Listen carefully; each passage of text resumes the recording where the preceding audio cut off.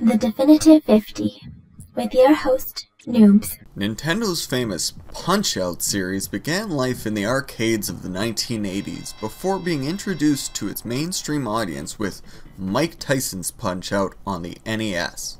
Super Punch-Out was developed as a sequel to the NES title and punched its way to North American store shelves in October of 1994. It is now available on the Wii's Virtual Console service. Super Punch-Out takes 29th place on the list of Definitive 50 SNES games.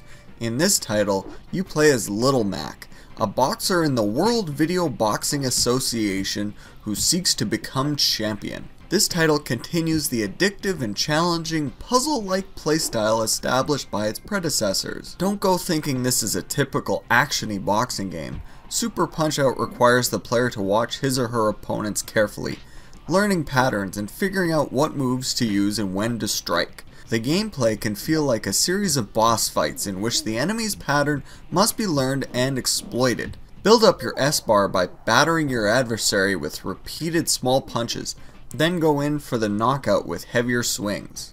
Super Punch-Out takes advantage of the Super Nintendo's graphic capabilities to great effect. The game is still played from the behind-the-back perspective, but now Little Mac is semi-transparent, so his opponents can be shown clearly without radical size distortion. Speaking of opponents, Little Mac's adversaries are once again the most memorable component of this game.